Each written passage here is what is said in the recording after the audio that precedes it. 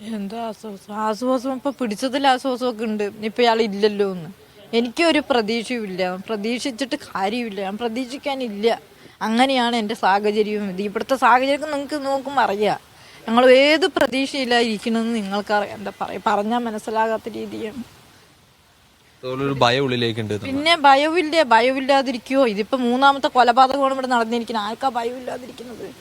അതിപ്പോ ഞാനെന്താ അത്ര ദൂരമൊക്കെയാണ്. ഇതിപ്പോ എന്റെ തൊട്ട വീടാണ്. ഇത് ഇവരും എന്താ ഭയമില്ലാതിരുന്നിരിക്കുന്നത്? എനിക്ക് ഒരു മുള്ള് നേരന്റെ ഈ വാതിലൊന്നും പടിയൊന്നും അടച്ച് ഞാൻ ഇതിലേ പോയതാണെങ്കിൽ പെട്ടു ഇതിലേ പോയി. അതുപോലെ അവര് രണ്ടുപേരും വകവരുത്തണം പറഞ്ഞ കാരണോ എന്നെ വിട്ടിരിക്കുന്നത്.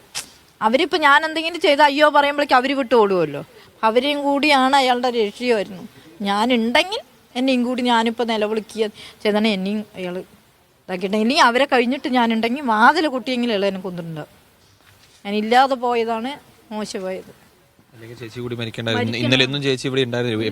ഇല്ല, ഇപ്പോഴാണ് ഞാൻ വീട് കൊച്ചിൻ പെണ്ണ് ഇന്നലെ സ്കൂളിൽ പറഞ്ഞയച്ചിട്ടില്ല. ഇന്ന് പറഞ്ഞയക്കട്ടെ യൂണിഫോം ഒക്കെ എടുക്കാൻ വേണ്ടി. വാതിൽ പൂട്ടി അവൾ താക്കോലും കൊണ്ടുപോയി ഇരിക്കണ്ടമ്മ പറഞ്ഞിട്ട്. അവൾക്കാണ് ഇപ്പോൾ ഒരുപാട് ഇവിടെ 6ാം ക്ലാസ്സിലല്ലേ. അച്ഛനില്ല, അമ്മ മാത്രം ഞാനുള്ളൂ. ആ കുട്ടികൾക്ക് അച്ഛനും ഇല്ല അമ്മയും ഇല്ലാതാക്കി. ഇപ്പം അവരെന്ത് പ്രതീക്ഷയിൽ കുട്ടികൾ 2 പെൺകുട്ടികൾ അവന് പെട്ടിച്ചു കൊടുത്താണ് ഒന്നുള്ളൂ. ആ കുട്ടി എങ്ങനെ വരും? അച്ഛമ്മ ഉണ്ടെങ്കിൽ ഒരു സമാധാനത്തിൽ വരിക. അച്ഛമ്മയുണ്ട് ഇവർത്തെങ്കിലും വന്ന് വീട്ടിലെന്തെങ്കിലും ഒരു നേരം ഇരിക്കുക. അച്ഛമ്മയും ഇല്ല. പേടിയുണ്ട്.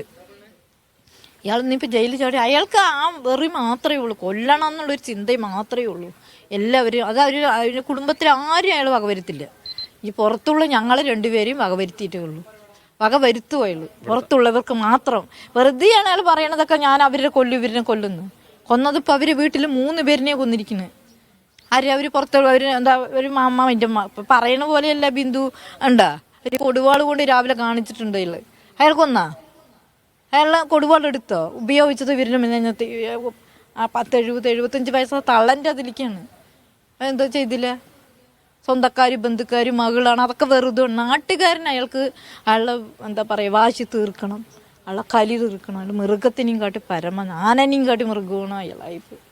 അയാൾ മുഖത്ത് കണ്ട ഇന്നലെയും അത്രയും ജനങ്ങളുടെ ഇടയിൽ അയാൾ കൊലവെറിയല്ലേ കാണിക്കുന്നത്. ഞങ്ങളിവിടെ ഇരിക്കില്ല. കുട്ടിൻ്റെ പരീക്ഷ കഴിഞ്ഞാൽ പോകും. നാട് വിടുകയല്ല. എനിക്ക് പെൻഷനൊക്കെ ഇവിടെ ഉള്ളത് കൊണ്ട് വരാൻ ഇടയ്ക്കിടയ്ക്കൊക്കെ ഒന്ന് വരാം. അമ്മ പിന്നെ പ്രായമൊക്കെ ആയാലും ഇത്രയും വലിയ വീടുകളൊക്കെ വിട്ട് തമിഴ്നാട്ടൊക്കെ പോകാൻ പറ്റുമോ? പോകുക തന്നെ വേണം. ഞാൻ എൻ്റെ കുട്ടീൻ്റെ സുരക്ഷിതം നോക്കണ്ടേ. അവൾ ഭയങ്കര ഭയത്തിലാണ്. നല്ലോണം പഠിക്കണ കുട്ടിയാണ്. അവളുടെ ഭാവി നശിപ്പിക്കുകയല്ലേ ഞാൻ. എന്താ ചെയ്യേണ്ടത്? ഇപ്പം ഇവിടെ ആരുമില്ല. ഈ വീട്ടിലും ആളില്ല, ഈ വീട്ടിലും ആളില്ല. പിന്നെ ഇയാള് നമുക്ക് പ്രതീക്ഷയില്ല. അവര് പോയതോടെ പോയി ഇല്ല. പിന്നെ ഞങ്ങൾ എന്ത് സുരക്ഷിത വേണം? പിന്നെ നമുക്ക് ആളും ജനവും ഒക്കെ ഉണ്ടെങ്കിൽ ശരി. ആളും ജനവും ഉണ്ടായിട്ടും എന്താ കാര്യം? അപ്പം അവർ ഒറ്റ കൊണ്ടാണ് അവർ 2 പേര് പോയത്. ആ ചേച്ചി പോയി വീട്ടിൻ്റെ ഉള്ളിൽ കയറി ആ ചേച്ചിനെ കൊലപാതകം ചെയ്തിരിക്കുന്നു. അപ്പം തന്നെ ഇവർ പറയും സുരക്ഷ. അപ്പം എത്ര വലിയവനാണ് എന്ന് ഇവർ വിചാരിക്കും. പോസ്റ്റ്മോർട്ടം റിപ്പോർട്ട് കിട്ടാതിരിക്കില്ലല്ലോ. ഏറ്റവും വലിയ കൊല ചെയ്ത വ്യക്തിയാണെന്നാണ് റിപ്പോർട്ടിൽ. പിന്നെയും 2 കൊല നടത്തിയില്ലേ? എന്ത് സുരക്ഷിത വേണം? എന്ത് പോലീസാണ്? എന്താണ് ഈ മീഡിയ വേണം? എന്താണ് നിങ്ങൾ പറയണത്? പറയേ.